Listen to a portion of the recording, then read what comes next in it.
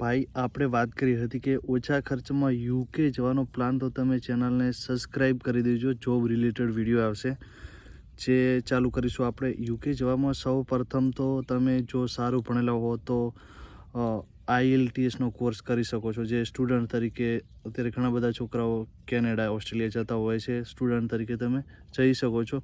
આ કોર્સ 6 મહિનાનો પણ આવે છે, 12 મહિનાનો પણ આવે છે.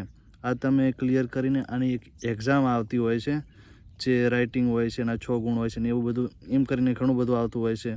એક્ઝામ ક્લિયર કરશો, ઓછામાં ઓછા તમારે 5 કે 6.5 બેન્ડ તો આવવા જ જોઈએ. તો તમે આની અંદર પાસ થઈને એક સારા દેશમાં જઈ શકો છો. હવે વાત રહી કે તમે સ્ટુડન્ટ તરીકે જો ક્લિયર કરી લીધી એક્ઝામ, તો પછી તમારે અંદર વિઝાની પ્રોસેસ કરવાની રહેશે. એ બધું હું તમને આગળ વિડીયોમાં શીખવાડીશ. ઓછામાં ઓછા 5 થી 6.5 બેન્ડ આવવા જોઈએ, મેં જેમ કે તમને જણાવ્યું જોઈએ. ને ક્લિયર કરીને તમે સ્ટુડન્ટ તરીકે વિઝા પ્રોસેસ આગળ કરી શકો છો. જો આનો અડધો ખર્ચ તો સૌ પ્રથમ તો સરકાર દ્વારા ઉઠાવવામાં આવે છે. જો કે તમારે અત્યારે કોઈ એજન્ટ વચ્ચે રાખવાના નથી.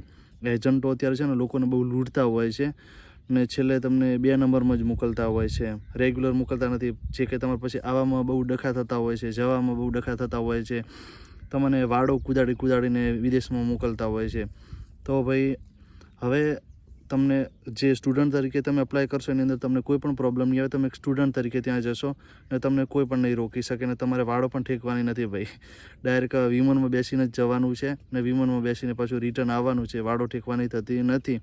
હવે કે તમે ત્યાં જઈને સ્ટુડન્ટ તરીકે સેટલ તો થઈ ગયા, પણ અત્યારે તમે જોતા જ હશો, ઇન્સ્ટામાં આવતું હોય છે, યુટ્યુબમાં ઘણા બધા છોકરાનું ઇન્ટરવ્યૂ એવું બધું હોય છે કે ભાઈ અમે તો પહોંચી ગયા છીએ કેનેડા, ઓસ્ટ્રેલિયા, પણ હવે તમે મહેરબાની કરીને ના આવતા. એનું મેઇન રીઝન શું હોય છે કે જોબ. બિચારાને ત્યાં જઈને લાઇનમાં ઊભું રહેવું પડતું હોય છે, એટલું બધું રખડવું પડતું હોય છે, છતાંય જોબ એમને મળતી નથી.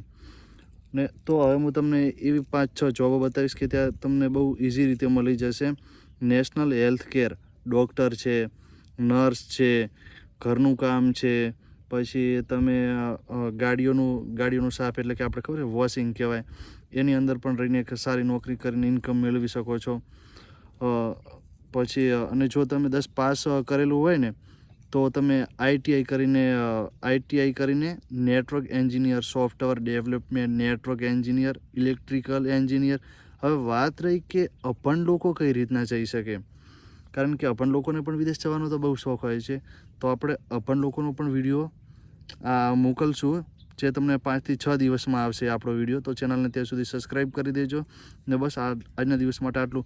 જો તમે યુકેથી બિલોંગ કરો છો ને તમને કોઈ જોબમાં પ્રોબ્લેમ આવે છે તો તમે મારો સંપર્ક 100% કરી શકો છો. મારાથી બનતી સહાય હું તમને જરૂર કરીશ. આભાર.